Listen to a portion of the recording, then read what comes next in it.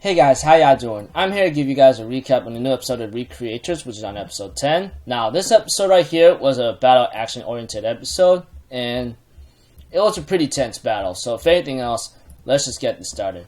We have to it that Alistair ends up showing up and tries to clash against Meteora, but Meteora managed to avoid her attack with her magic. And Yuya, on the other hand, tries to stop Alistair to fight Meteora because I think he knows the disadvantage between the magician and the warrior at the same time.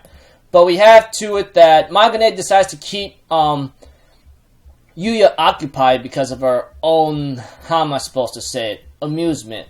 And as for Sota, he ends up calling the government agency and tells him to hurry up. We're already in trouble. We're already in a freaking all-out battle of war. And therefore the government agent says, okay, hold on, we're on the way right now. We got Celestia and Kanya on the way to help you out right now. As for Meteora, she ends up using a little bit of the military grade because of the situation she's in right now.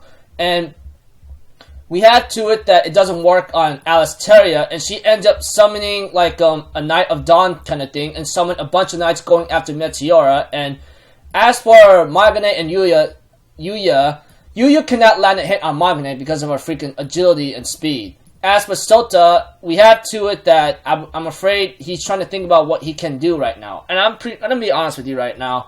When I was watching him first time, I'm thinking in my mind, I don't think there's anything you can do. You're just a regular human that's only gonna get himself killed should you interfere. As for Meteora, she ends up dodging the attacks from her knights that she summoned, but she ends up being cornered later by Alistair's attack. And we have to it that Meteora is injured really, really badly yet, and Alistair decides I'm not gonna kill you yet. You're gonna pay for what you did to Mamika. You hear me? And we have to it that Sota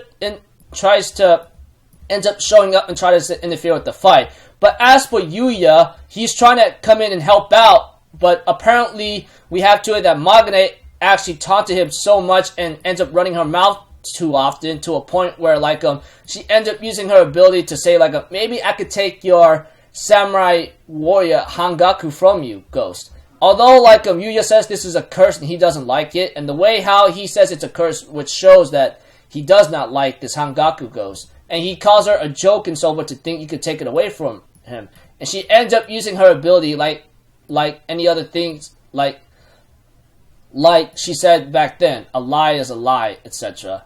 So I'm thinking in my mind, oh my gosh, you idiot, you literally had to fall for her psychological tricks again. Because we all know Magane has a way of running her mouth in order to get what she wants. And one thing for sure, that's what makes her dangerous. If you fall for her psychologically, you're dead as nails on the door. As for after that freaking lie from Magane-chan, etc., we have to it that Sota tries to talk to Alistair that he knows her story and world and that he felt really sad about what happened to her. And even though Alistair tries to say something, oh, you think my world was entertainment, Sota did not think that way. And we see to it that Sota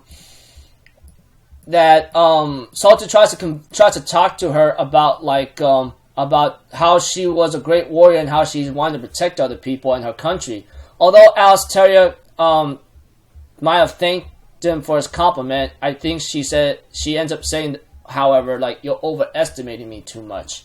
And therefore, after much going on here and there, telling her about her backstory, etc., becoming a knight, she tells him to step aside and let her take care of Meteora.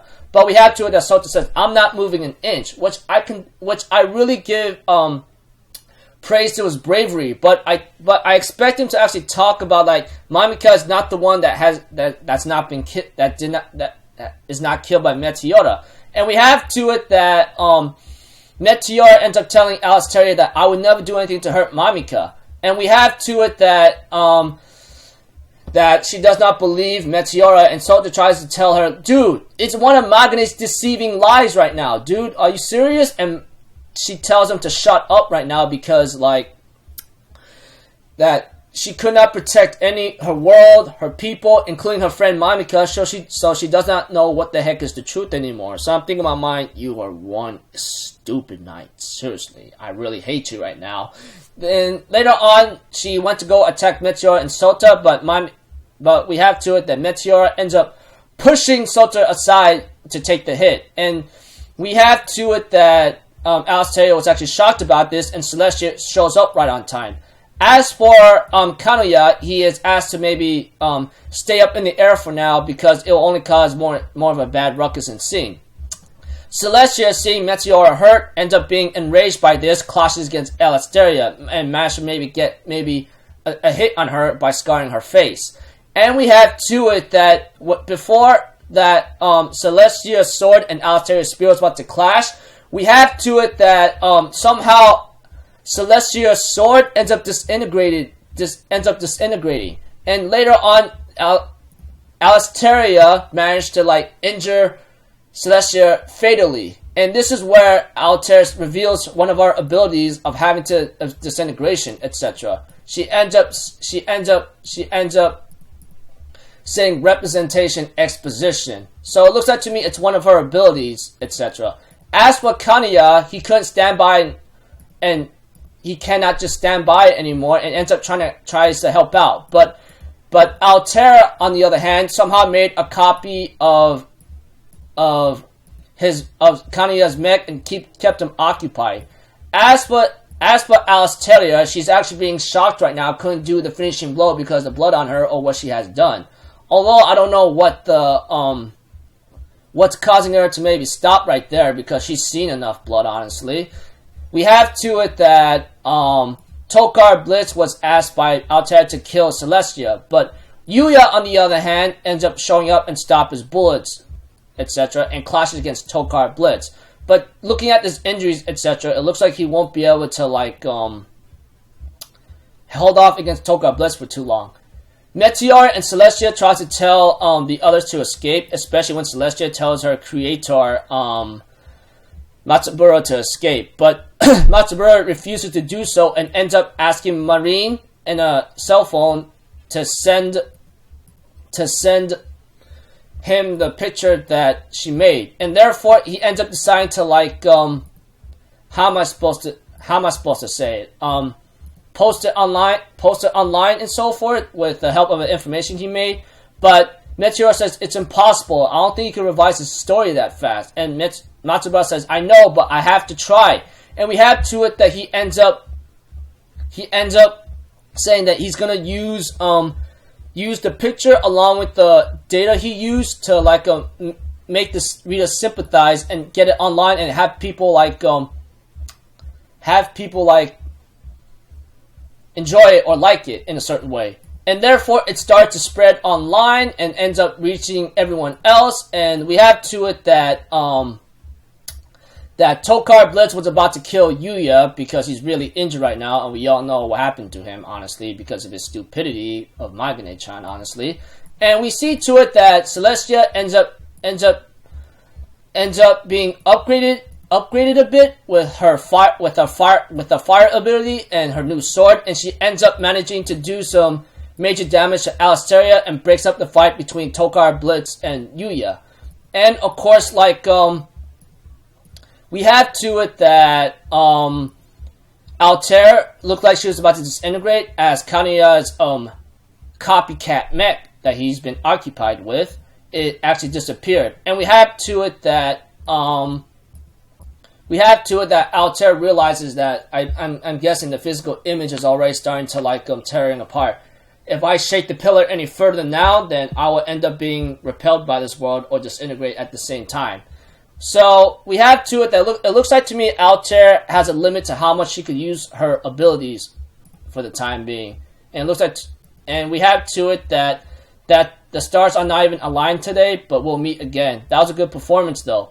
And we have to it that Tokar Blitz ends up escaping, and as for Meteora and Alasdair, they look at each other for a couple of seconds, and Alasdair ends up leaving. We also see to it that Celestia, her upgrade was only temporary, and she's still fatally injured. She's still fatally injured with a hole in her stomach, and her sword just disintegrated as well. So it looks like to me the upgrade of Celestia was only temporary, so that just shows a lot.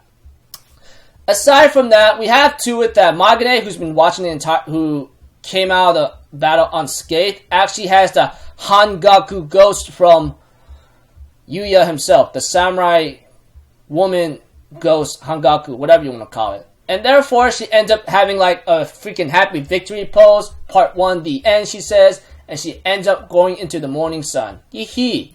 And so forth. And it goes to the credits right now. So, like I said, this was like a battle-oriented episode. And it looks like to me we get to know more of Altair's abilities, especially Alasteria's, where she could summon a horde, like a bunch of knights to aid her. And Altair's abilities, knowing to somehow disintegrate like Celestial Sword, along with like making a copycat mech. But it looks like to me her abilities must be limited, or she will be repelled from the world, or disintegrate. And it looks like to me like there's another way how to like upgrade a character, I guess, because with the help of Matsubara's Twitter and Marine's drawing and his information in the story, he managed to like get Celestia to upgrade for a bit, temporary, and break up the fight and end the fight eventually. Although the upgrading thing, at first I was kind of like disappointed, and I was kind of annoyed with it a bit, because I don't understand how that really works. But I guess it is what it is. But another thing, what it made up for a little bit for now, is like it wasn't permanent; it was temporary, which I'm really, really happy about. Thank goodness. Whew. But aside from that, I thought the episode was pretty cool. And Magane, on the other hand, stole the Hangaku samurai warrior swordswoman ghost, or samurai woman ghost whatsoever. You guys know what I'm talking about, and so forth. So yeah, Yuya, on the other hand, of course, he lost his ghost. He got badly injured before he got his fight with Tokar Blitz, and would have been killed if it weren't for Celestia interfering. So overall, pretty cool episode. I don't know what's really bound to happen next, but we'll have to find out like in the next episode. So until then, I'll see you guys in my next video. So I'm out for Zero, people. Have a good day. I'll see you guys next time, right? Peace out. Bye-bye. Doo-doo-doo.